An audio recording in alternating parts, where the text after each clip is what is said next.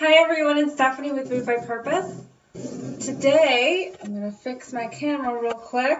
Okay, much better. Today I want to talk to you about how to overcome rejection. When you're searching for jobs, whether right out of college, after you've been laid off, a job search is a time where you're really, really vulnerable, and honestly you experience a lot of rejection. Also a time where you're applying to colleges, or even just in a startup business venture, you're trying to connect with other business owners and try to do joint venture partnerships and all of that. And at the other end of that, you experience a lot of no's.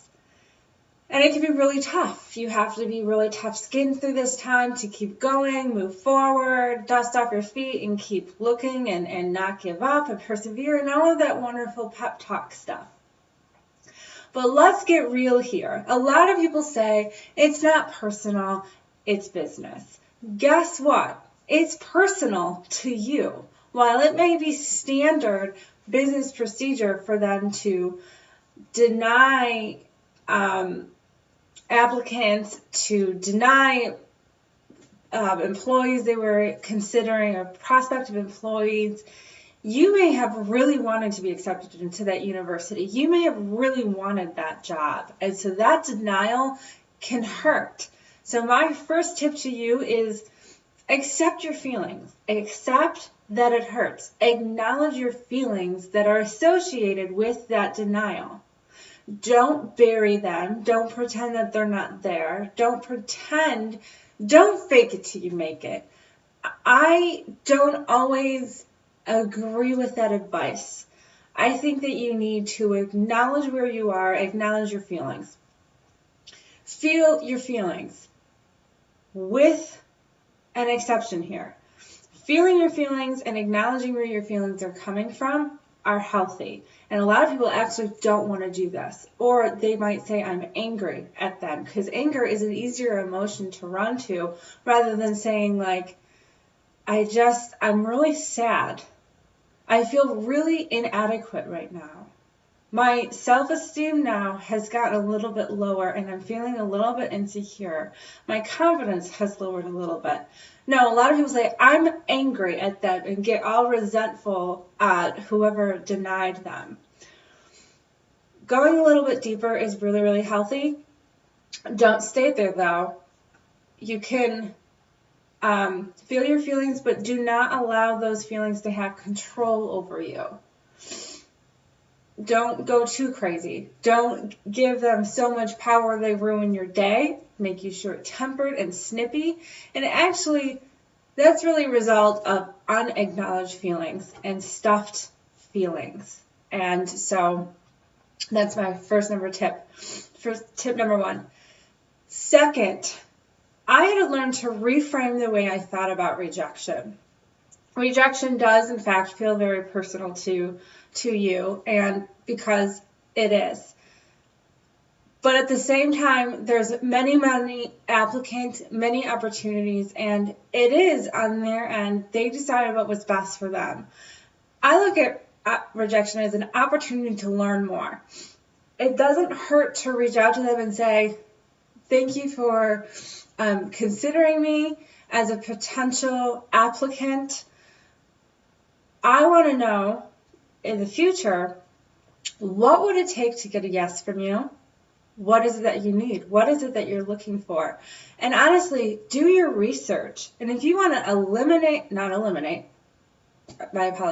if you want to reduce the amount of rejections, I highly recommend doing thorough research about where you want to apply to.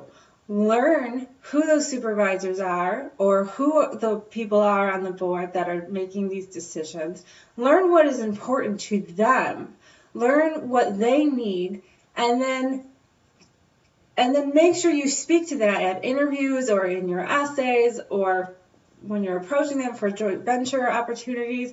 Know what's going on in their lives or in the business or in the university. Know what's important to them. And then when you're confident that you can help them, make sure you bring that up and speak to exactly what it is that they need and want and you will be considered a lot more often and be accepted a lot more often than you are rejected.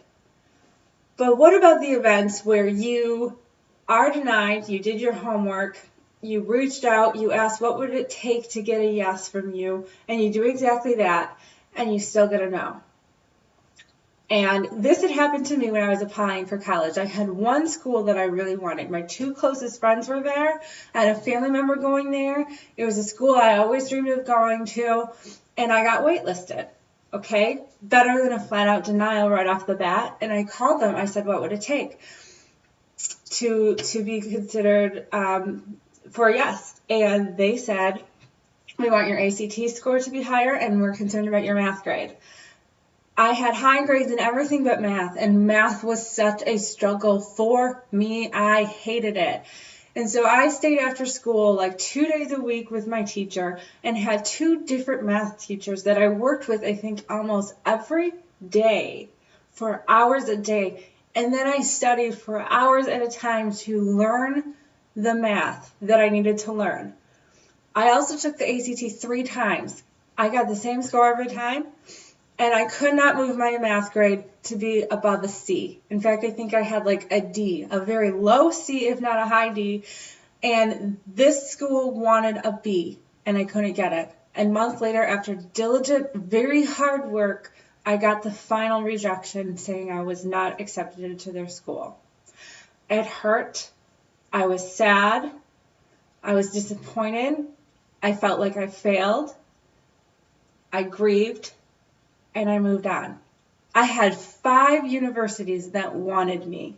I had a friend going to each of those universities and met plenty of more schools that wanted me than the one that didn't. And the school I chose was not a reflection of me. It did not mean I was less worthy and stupid. And honestly, the school you attend does not define or make or break the success in your life. You know how many people that never got college degrees that moved on and lived a legacy and changed the world with their lives? You know how many Stanford University students that are out there, or graduates that are out there, that probably don't even have a job right now? You cannot put your identity in the one thing that you want. And the moment you do that, that's when it's very, very hard to get over rejection. Do not put all your eggs in one basket. Have many opportunities and really try. Yes, you can have the one you really want. And you can do what it takes to go after it and be diligent and study and research and just do what you need to do to get that yes, but also accept that the no may come. And that does not mean to give up. That means to just try a different way and to accept what you do have. Look at what you already have. Celebrate the yeses that are already in your life. Stop looking at what you don't have. Yes, it's a goal. Yes, it's something to work for. But who already is in your life? Who already wants you? Who already is there? Don't ignore them. It's not all about the one thing you don't have. So I hope this was helpful. Reach out to me. Check me out at movedbypurpose.net. Reach out in an email to me. I love hearing from you. Recommend any type of topics you want me to talk about. Send me a personal question. I also have a podcast, the Moved by Purpose podcast, that's on Stitcher and iTunes. You can send me questions you want me to answer on these videos or on my podcast, or even write about in my blog. Or I'll even try to get back with you, or an assistant of mine will get back to you to address. I read every email, and I acknowledge every email, and try to have it set up where you are responded to. So don't be a stranger. Take care.